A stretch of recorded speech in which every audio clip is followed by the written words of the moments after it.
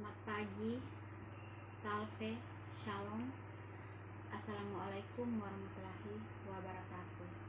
Perkenalkan, nama saya Aprilia Indriwati Unlutan, NIM 22511153, kelas D.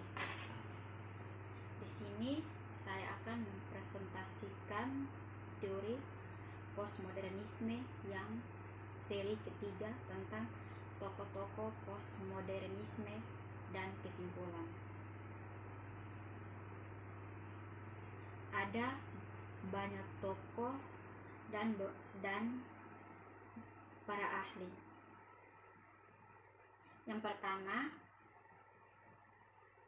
Gian Francisco merupakan salah satu filsuf postmodern yang paling terkenal sekaligus paling penting di antara filsuf-filsuf postmodern lainnya. Dua karyanya yang menjadikannya terkenal baik di Prancis maupun di luar negeri.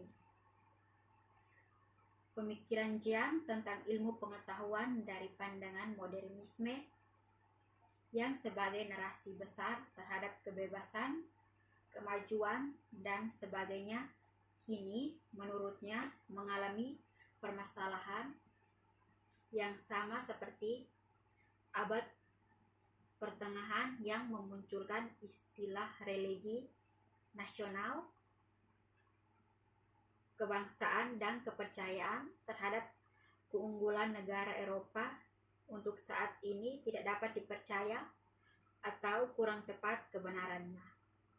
Maka postmodernisme menganggap sesuatu ilmu tidak harus langsung diterima kebenarannya, harus diselidiki dan dibuktikan lebih dahulu. Bagi Gian, ilmu pengetahuan postmodernisme bukanlah semata-mata menjadi alat penguasa. Ilmu pengetahuan postmodernis memperluas kepekaan terhadap pandangan yang berbeda dan memperkuat kemampuan kita untuk bertoleransi atas pendirian yang tak mau dibandingkan. Kedua, menurut tokoh Mitchell adalah seorang tokoh postmodernisme yang menolak keuniversalan pengetahuan. Ada beberapa asumsi pemikirannya, yaitu pengetahuan itu tidak bersifat metafisis, transendental, atau universal, tetapi khas untuk setiap waktu dan tempat. Tidak ada pengetahuan yang mampu menangkap karakter objektivitas dunia, tetapi pengetahuan itu selalu mengambil pemikiran postmodernisme. Pengetahuan tidak dilihat sebagai pemahaman yang netral dan murni, tetapi selalu terikat dengan rezim-rezim penguasa.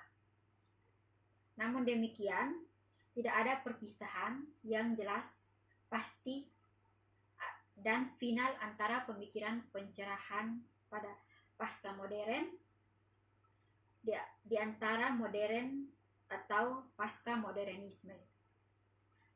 Paradigma modern, kesadaran, dan objektivitas adalah dua unsur membentuk rasional otonom, sedangkan pengetahuan bersifat subjektif. Ketiga, menurut Derrida, membahas filsuf yang satu ini tidak akan lepas dari buah pemikirannya tentang dekonstruksi. Istilah ini merupakan salah satu konsep kunci postmodernisme. Apa itu dekonstruksi? Secara etimologis, dekonstruksi adalah berarti mengurangi, melepaskan, dan membuka. Derrida menceritakan sebuah pemikiran dekonstruksi yang merupakan salah satu kunci pemikiran postmodernisme yang mencoba memberikan sumbangan mengenai teori-teori pengetahuan yang dinilai sangat kaku dan kebenarannya tidak bisa dibantah yang dalam pemikiran postmodernisme. Keempat, Jean. Pemikirannya memusatkan perhatian kepada kultur yang dilihatnya mengalami revolusi besaran dan merupakan bencana besar. Revolusi kultural ini menyebabkan massa menjadi semakin pasif ketimbang semakin berontak seperti yang diperkirakan pemikir Marxis. Dengan demikian, massa dilihat sebagai lubang hitam yang menyerap semua makna, informasi, komunikasi, pesan, dan sebagainya, tetapi menjadi tidak bermakna. Massa menempuh jalan sendiri, tak mengindahkan upaya yang bertujuan memanipulasi mereka. Kekacauan, apatis, dan kelembaman ini merupakan istilah yang tepat untuk melukiskan kejenuhan massa terhadap tanda media, simulasi, dan hiperrealitas. Bagi Jean, karya-karyanya mempunyai sumbangan terhadap pemikiran teori sosial untuk postmodernisme yang baginya bahwa objek konsumsi merupakan tatanan produksi. Yang kelima, Fredric Jameson. Ia merupakan salah satu kritikus teratur berhaluan Marxis paling terkemuka. Menurut Jameson, postmodernisme memiliki dua ciri utama, yaitu menjelaskan tentang modernisme besar didasarkan pada gaya yang personal atau pribadi, tapi juga mitos subjek yang tidak pernah benar-benar ada, hanya mentisifikasi yang tersisa pada postmodernisme.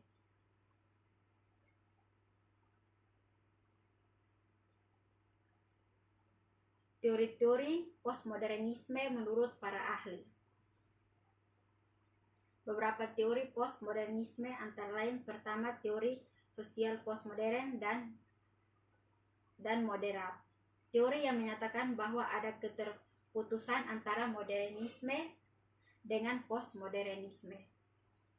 Namun, ada yang mengatakan bahwa kendati postmodernisme memiliki perbedaan penting dan modernisme, namun ada semacam berkesambungan antara keduanya. Meskipun ada perbedaan penting dalam jarak waktu antara modernisme dan postmodernisme, namun ada kesinambungan antara keduanya. Proposisi ini dianggap James prinsipnya kapitalisme yang dalam perkembangan kini berada pada fase lanjutan, masih menjadi gambar dominan, tetapi ia telah menimbulkan logika kultural baru yang disebut sebagai postmodernisme. Masyarakat postmodernis menurut James terdiri dari 4 unsur, yaitu pertama, masyarakat postmodern ditandai dengan kendala atau kekurangan pemikiran postmodernisme. Kedua, masyarakat postmodernisme ditandai oleh kepura-puraan atau keelusuan emosi. Yang ketiga, masyarakat postmodernisme ditandai oleh hilangnya kesejahteraan. Kedua, teori sosial postmodernisme. Teori ini menyatakan bahwa masyarakat modern telah digantikan oleh masyarakat postmodern. Bagi Jean, masyarakat saat ini tidak lagi didominasi oleh produksi, tetapi didominasi kepada media dan serta industri dan sebagainya.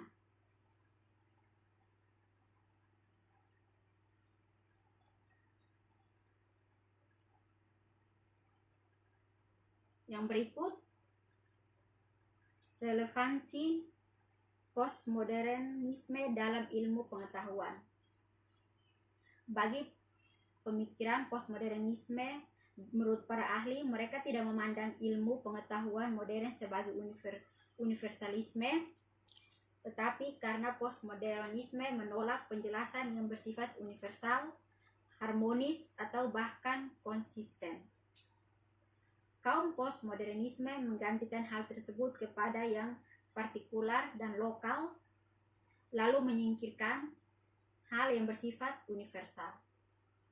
Watak yang menonjol dalam era postmodernisme ini mengangkat konsep penekanan kepada empiris dalam arti penekanan pada individualitas dari manusia sebagai sang otonom. Terima kasih. Sekian dari hasil presentasi saya.